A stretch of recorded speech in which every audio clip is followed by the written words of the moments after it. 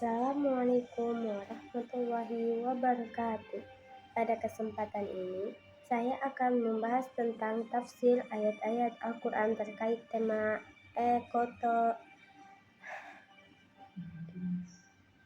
Assalamualaikum warahmatullahi wabarakatuh. Pada kesempatan ini, saya akan membahas tentang tafsir ayat-ayat Al-Quran terkait tema ekoteologi. Tema ini menjadi sangat relevan di era modern, terutama ketika dunia menghadapi berbagai krisis lingkungan seperti perubahan iklim, pencemaran, deforestasi, dan kerusakan ekosistem. Jika ditelaah lebih dalam, krisis lingkungan yang terjadi saat ini bukan hanya persoalan ilmiah atau teknologi, tetapi juga berkaitan erat dengan krisis moral dan spiritual manusia.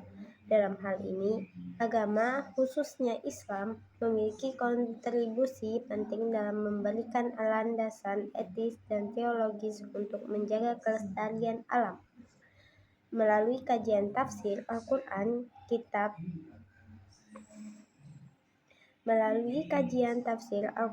kita dapat memahami bagaimana Islam memandang hubungan antara manusia, Tuhan, dan lingkungan hidup.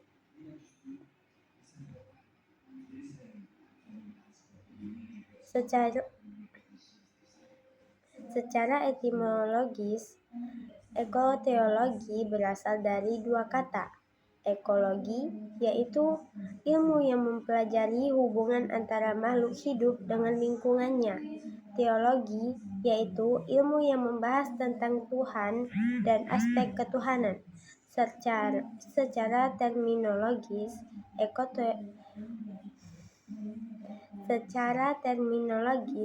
ekoteologi adalah kajian yang mengintegrasikan ajaran keagamaan dengan kesadaran ekologis, yang menekankan bahwa menjaga lingkungan merupakan bagian dari tanggung jawab spiritual manusia kepada Allah. Dalam perspektif Islam, alam adalah ciptaan Allah, makhluk hidup. Manusia adalah khalifah pengelolanya. Lingkungan adalah amanah yang harus dijaga.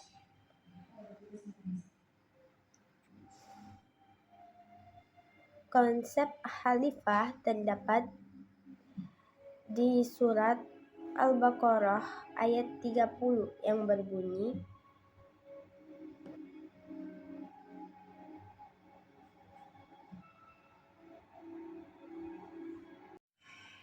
A'udzu billahi minasy syaithanir rajim. Bismillahirrahmanirrahim. Wa idz qala rabbuka lil malaikati inni ja'ilun fil ardi khalifah. Qalu ataj'alu fiha man yufsidu fiha wa yasfiku dima' wa nahnu nusabbihu bihamdika wa nuqaddisu lak. Qala inni a'lamu ma la ta'lamun. Shadaqallahul azim. Yang artinya, dan ingatlah ketika Tuhanmu berfirman kepada para malaikat, Aku hendak menjadikan khalifah di bumi. Mereka berkata, apakah engkau hendak menjadikan orang yang merusak dan menumpahkan darah di sana, sedangkan kami bertasbih memujimu dan menyucikan namamu? Dia berfirman, sungguh aku mengetahui apa yang tidak kamu ketahui.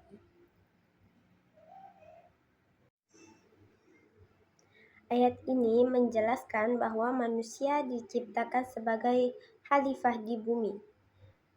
Maknanya, manusia diberi wewenang tetapi juga tanggung jawab.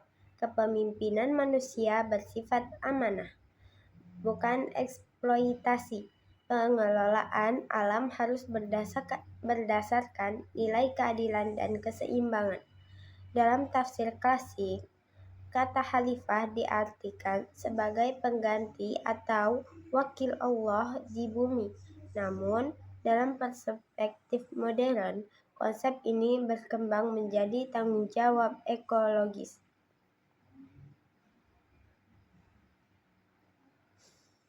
Ayat ini melarang manusia untuk membuat kerusakan di bumi setelah Allah menciptakannya dengan baik.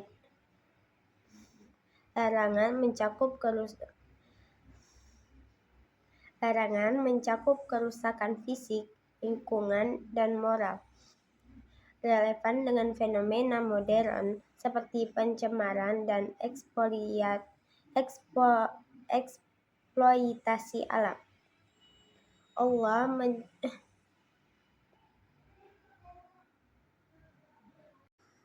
Pendekatan tafsir dalam berbagai era.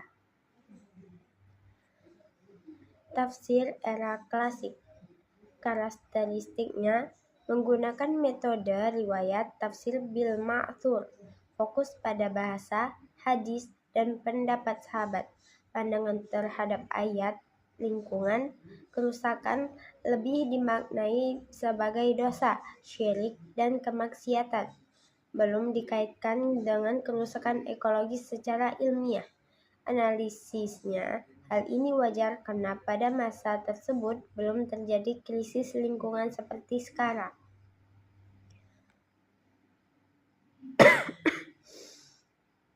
Tafsir era pertengahan. Karakteristiknya mulai berkembang metode rasional, tafsir bil ro'i, dipengaruhi filsafat dan ilmu pengetahuan. Pandangannya, kerusakan mulai dipahami secara lebih luas, mencakup aspek sosial dan kemanusiaan. Ada kesadaran tentang hubungan manusia dengan lingkungan meskipun belum dominan. Tafsir era modern. Karakteristiknya kontekstual dan responsif terhadap isu global, menggunakan pendekatan interdisipliner. Pandangannya, ayat-ayat Al-Quran ditafsirkan dalam konteks krisis lingkungan. Kerusakan bumi dikaitkan dengan aktivitas manusia seperti industrialisasi, eksploitasi sumber daya, pencemaran lingkungan. Analisisnya, era modern menunjukkan bahwa Al-Quran bersifat sholih likulli zaman wa makan, relevan sepanjang zaman. Prinsip-prinsip ekoteologi dalam Islam yaitu: pertama, tauhid, menyadari bahwa alam adalah ciptaan Allah, tidak boleh dirusak. 2. Khilafah, manusia sebagai pengelola bumi harus bertanggung jawab. 3. Amanah, lingkungan adalah titipan yang harus dijaga. 4. Adil, keadilan, tidak boleh merugikan makhluk lain. 5. Mizan, yaitu keseimbangan, menjaga keseimbangan ekosistem. Saat ini di dunia menghadapi berbagai masalah, pemanasan global, kerusakan hutan, pencemaran air dan udara. Dalam konteks ini, ekoteologi memberikan solusi, mengubah cara pandang manusia terhadap alam, menjadikan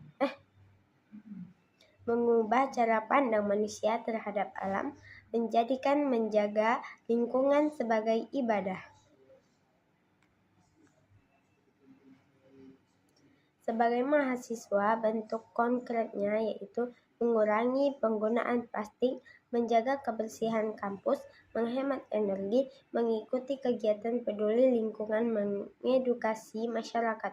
Yang terpenting dilakukan dengan kesadaran bahwa ini bagian dari tanggung jawab kepada Allah.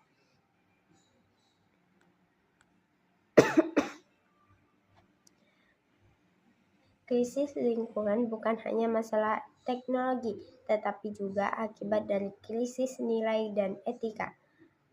Manusia modern cenderung antroposentris, berpusat pada manusia, eksploitatif terhadap alam.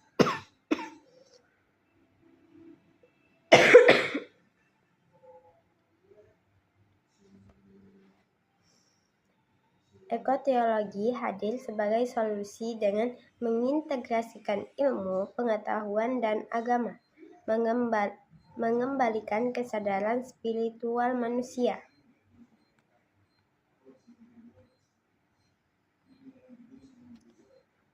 Pendekatan metodologi tafsir dalam kajian ekoteologi dalam mengkaji ayat-ayat lingkungan tidak cukup hanya memahami teks secara literal. Diperlukan pendekatan metodologis yang tepat, di antaranya pertama, tafsir maudu'i atau tematik. Metode ini mengumpulkan ayat-ayat Al-Quran yang berkaitan dengan satu tema, yaitu lingkungan hidup. Langkah-langkahnya mengumpulkan ayat terkait alam, mengkaji kontekstualnya ayat, menganalisis keterkaitan antar ayat, menarik kesimpulan secara komprehensif. Metode ini paling relevan untuk ekoteologi karena tema lingkungan tersebar di banyak ayat. Tafsir kontekstual. Pendekatan ini menafsirkan ayat sesuai dengan kondisi zaman sekarang. Contohnya, kerusakan di bumi dimaknai dengan krisis ekologis modern. Tidak hanya dimaknai sebagai dosa spiritual, ini yang banyak digunakan oleh mufasir modern. Pendekatan interdisipliner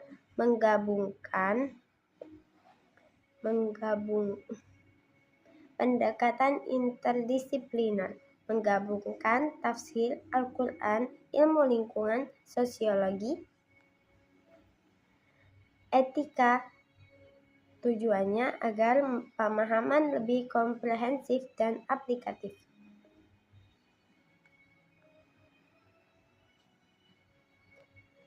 Kajian tafsir dari beberapa mufasir. Tafsir klasik Ibnu Katsir. Dalam menafsirkan Quran surah Ar-Rum ayat 41, kerusakan diartikan sebagai kemaksiatan manusia. Dampaknya adalah kesulitan hidup dan bencana. Fokus pada aspek moral spiritual.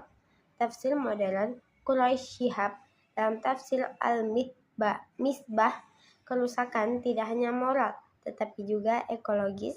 Manusia bertanggung jawab atas krisis lingkungan, lebih kontekstual dan relevan dengan kondisi saat ini.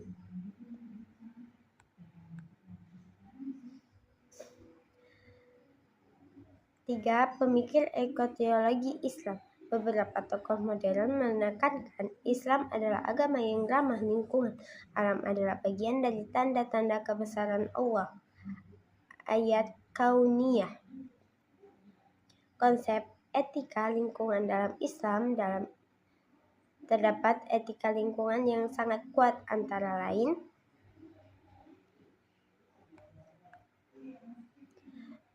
pertama, larangan israf atau berlebihan. Menggunakan sumber daya secara berlebihan dilarang, relevan dengan gaya hidup konsumtif saat ini. Konsep ihsan terhadap alam, tidak hanya berbuat baik kepada manusia, tetapi juga kepada lingkungan, termasuk hewan dan tumbuhan. Prinsip maslahah, kemaslahatan. Segala tindakan harus membawa manfaat. Merusak lingkungan berarti bertentangan dengan prinsip ini.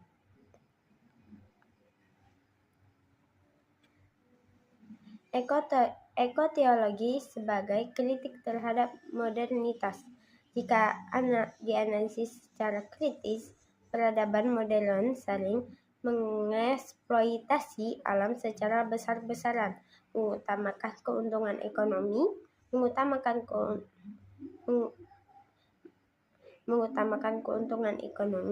mengabaikan dampak lingkungan. Akibatnya terjadi krisis ekologis global, ketidakseimbangan alam. Ekoteologi hadir sebagai kritik mengingatkan bahwa alam bukan objek eksploitasi, tetapi amanah dari Tuhan. Integrasi ekoteologi dalam pendidikan Islam. Dalam konteks pendidikan agama Islam, ekoteologi sangat relevan untuk diajarkan karena membentuk kesadaran lingkungan berbasis iman, mengintegrasikan ilmu agama dan sains, membentuk karakter peduli lingkungan. Contoh implementasinya, kurikulum berbasis lingkungan, kegiatan Green Campus, pembelajaran berbasis proyek lingkungan.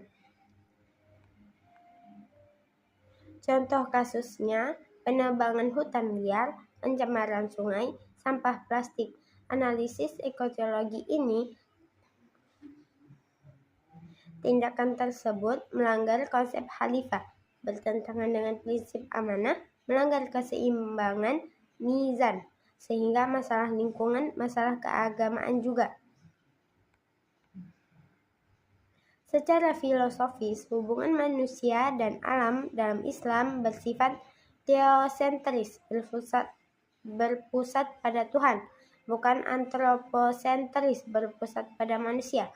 Maknanya, manusia tidak boleh merasa paling berkuasa, harus tunduk pada aturan Allah dalam mengelola alam.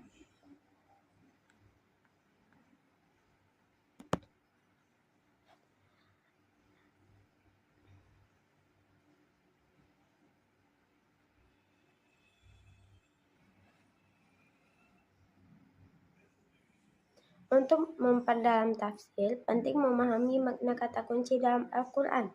Fasad, kerusakan. Maknanya tidak hanya kerusakan fisik, tetapi juga kerusakan moral, sosial, dan ekologis. Dalam konteks modern, polusi udara, kerusakan hutan, krisis iklim, termasuk dalam kategori fasad. Mizan, keseimbangan. Maknanya sistem keseimbangan yang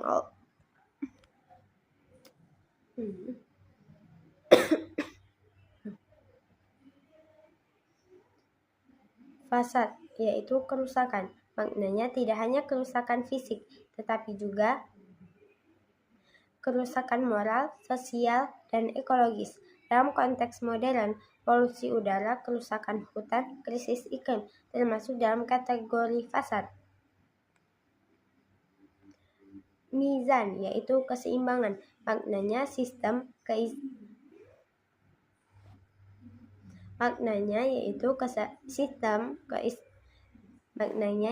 sistem keseimbangan yang Allah tetapkan di alam. Analisisnya, ekosistem bentuk nyata dari mizan. Ketika manusia melanggar, terjadi bencana. Tashir, penundukan alam. Maknanya, alam ditundukkan untuk manusia. Tetapi bukan berarti bebas dieksploitasi, harus tetap dalam batas etika dan tanggung jawab.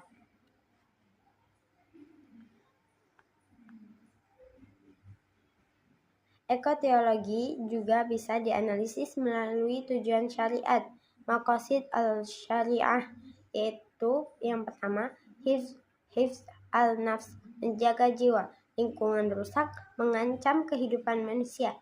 Hifz al-mal, menjaga harta sumber daya alam adalah bagian dari kekayaan. Hifz al-nasl, menjaga keturunan. Kerusakan lingkungan berdampak pada generasi mendatang.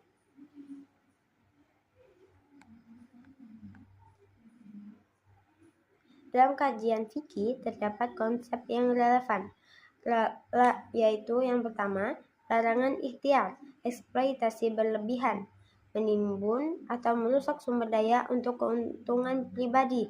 Konsep hima, kawasan lindung. Dalam sejarah Islam, ada wilayah yang dilindungi untuk menjaga ekosistem. Hak makhluk hidup, hewan dan tumbuhan. Hak makhluk hidup, hewan dan tumbuhan juga memiliki hak untuk hidup. Lingkungan dalam Islam tidak hanya bersifat fisik, tetapi juga spiritual. Alam adalah tanda kebesaran Allah. Merusak alam bentuk ketidaktaatan. Menjaga alam bentuk zikir dan ibadah. Semakin dekat seseorang dengan Allah, seharusnya semakin peduli terhadap lingkungan.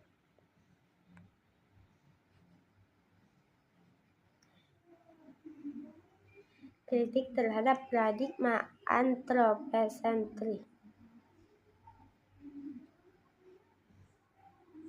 Paradigma modern. Manusia sebagai pusat segalanya, alam hanya alat.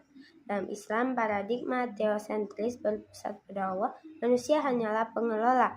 Analisis krisis lingkungan terjadi karena keserakahan manusia, hilangnya kesadaran spiritual.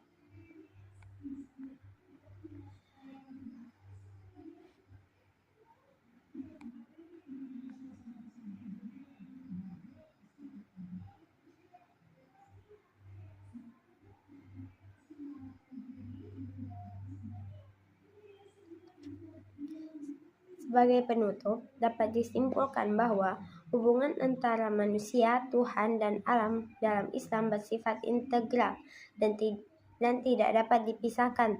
Kerusakan lingkungan yang terjadi saat ini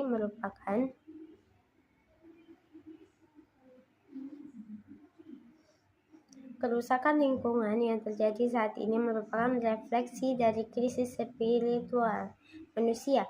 Oleh karena itu, solusi yang ditawarkan tidak hanya bersifat teknis, tetapi juga harus menyentuh aspek teologis dan moral.